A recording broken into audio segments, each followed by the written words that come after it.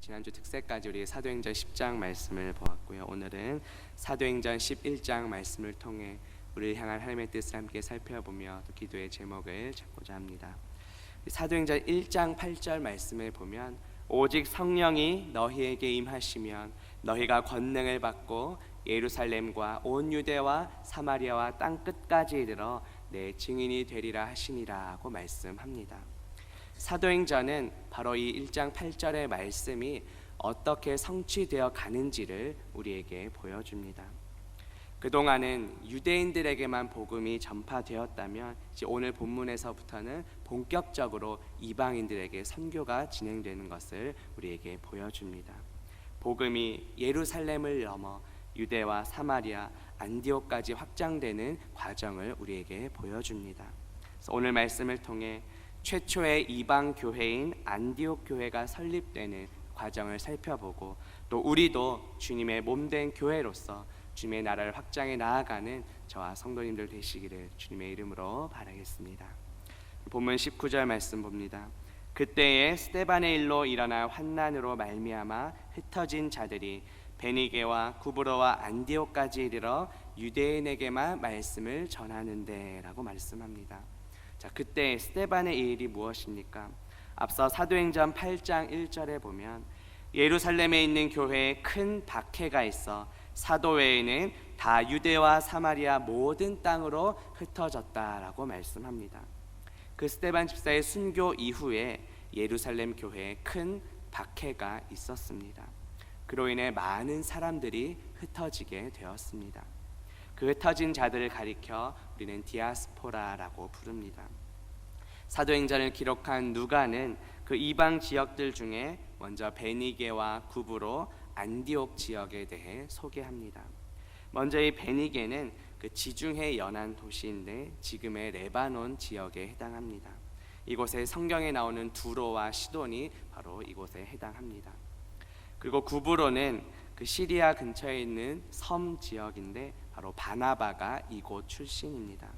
나중에 바울과 바나바는 이곳에서 1차 전도 여행을 시작합니다. 마지막으로 소개되는 안디옥은 이 안티오쿠스 왕조의 이름에서 유래된 도시인데 당시 그 로마 제국에서 로마와 알렉산드리아에 이어 세 번째로 큰 도시입니다. 초대교회 7 지도자 중 하나였던 니골라가 바로 이 안디옥 출신입니다. 사도행전 6장 5절에 보면 그 7 지도자의 이름이 소개됩니다. 믿음과 성령이 충만한 사람 스데반과 또 빌립과 브로고로와 니가노르와 디몬과 바메나, 그리고 마지막으로 소개되는 인물이 바로 유대교에 입교했던 안디옥 사람 니골라를 택하였다라고 말씀합니다. 그런데 그동안에는 누구에게만 복음을 전파했습니까? 19절 후반부에 보시면 유대인에게만 말씀을 전했다라고 말씀합니다. 스데반의 순교 이후 흩어졌던 자들이 여러 곳에 복음을 전하기는 했지만 여전히 유대인들에게만 전하고 이방인은 제외시켰다는 것입니다. 그런데 이제 오늘 본문에서 그 장벽이 허물어지게 됩니다. 본문 20절 보시면 그 중에 구브로와 구레네 몇 사람이 안디옥에 이르러 헬라인에게도 말하여 주 예수를 전파했다라고 말씀합니다. 이 구레네는 북아프리카의 항구 도시입니다. 예수님의 십자가를 대신 졌던 시몬이 바로 이 구레네 출신입니다. 구브로와 구레네의 몇 사람은 자신들의 그 유대 동족뿐만 아니라 이방인 지역인 헬라인 사람에게도 복음을 전했습니다. 그런데 이 누가는 단지 구브로와 구레네 몇 사람이라고만 표현하고 그들이 누구인지 구체적으로는 기록하지 않았습니다. 이것은 무엇을 의미합니까? 이제 오늘날 우리가 바로 그 구브로와 구레네 몇 사람이 되어야 한다는 뜻입니다. 여전히 우리가 넘지 못하는 장벽은 무엇입니까? 여전히 내가 허물지 못한 장벽이 있다면 무엇입니까? 예수님께서는 이 땅에 오셔서 이미 유대인과 이방인의 장벽을, 그 막힌 담을 허물어 주셨습니다. 또 하나님과 원수되었던 우리를 하나님과 다시 화목하게 해 주셨습니다. 우리 주변에 믿지 않는 그 가족들과 더 나아가 이웃들에게 하나님의 말씀, 그 복음을 전파하는 저와 성도님들 되시기를 주님의 이름으로 바라겠습니다. 자, 그들이 헬라인에게 전파한 것은 무엇입니까? 누구입니까? 바로 주 예수입니다. 그동안 일반적으로 사용된 예수 그리스도가 아니라 주 예수라는 표현을 사용한 것은 무슨 뜻일까요? 그리스도는 기름 부음 받은 자라는 뜻입니다. 그리고 이 주라는 단어는 퀴리오스라는 건데 당시에 그 헬라인들에게는 이 주라는 단어가 더 익숙했기 때문입니다. 구약의 그 여호와가 신약에 넘어오면 주, 즉 퀴리오스라고 번역이 됩니다. 따라서 예수 그리스도가 바로 구약의 그 여호와 하나님이심을 보여줍니다. 예수라는 이름의 뜻은 자기 백성을 죄에서 구원할 자라는 뜻입니다. 우리 예수님은 바로 구원자이십니다. 그런데 우리는 예수님을 나의 죄에서 구원하신 구원자로는 잘 믿지만 여전히 내 삶의 주인으로는 모시지 못하는 경우도 종종 있습니다. 여전히 내가 내 삶의 주인인 것처럼 살아가는 경우가 많습니다. 예수님은 우리의 주님이십니다. 예수님께서 주인 되시는 삶을 살아가며 주 예수를 전파하는 저와 성도님들 되시기를 주님의 이름으로 바라겠습니다. 이렇게 주 예수의 복음을 전파한 결과 어떻게 되었습니까? 본문 21절 보시면 주의 손이 그들과 함께 하심에 수많은 사람들이 믿고 주께 돌아왔다라고 말씀합니다.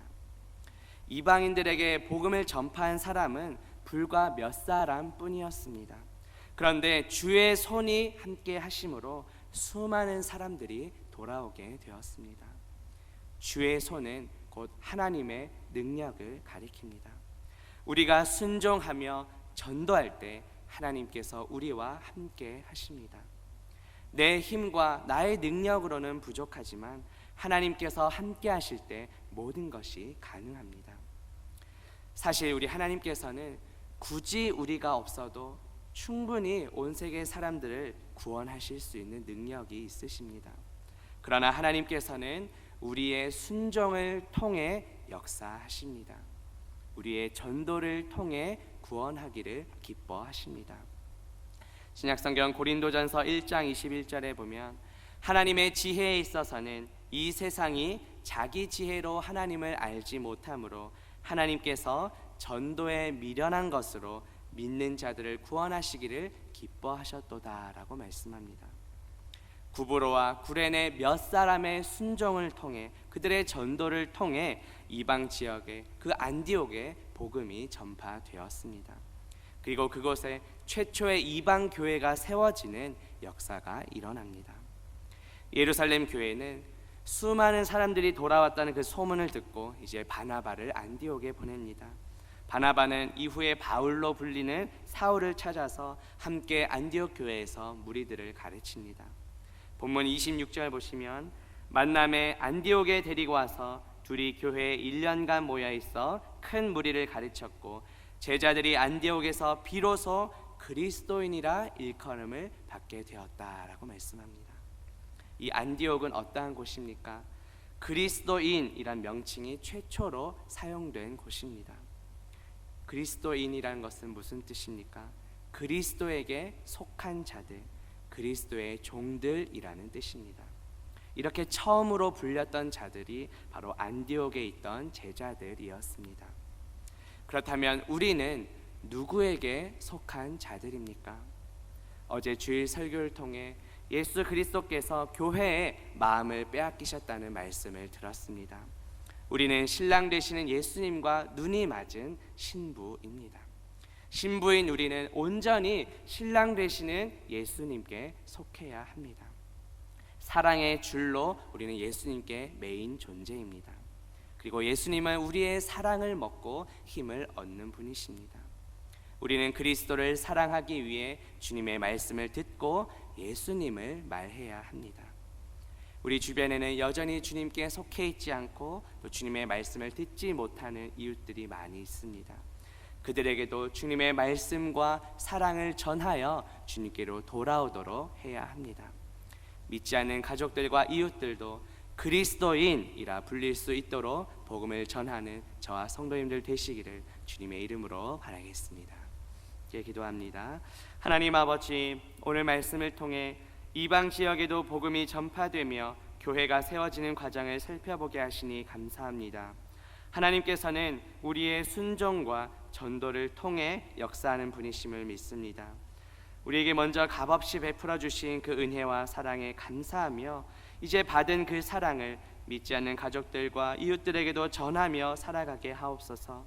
그리하여 그들도 그리스도인이라고 불리며 주님께 속한 삶을 살아가게 하옵소서.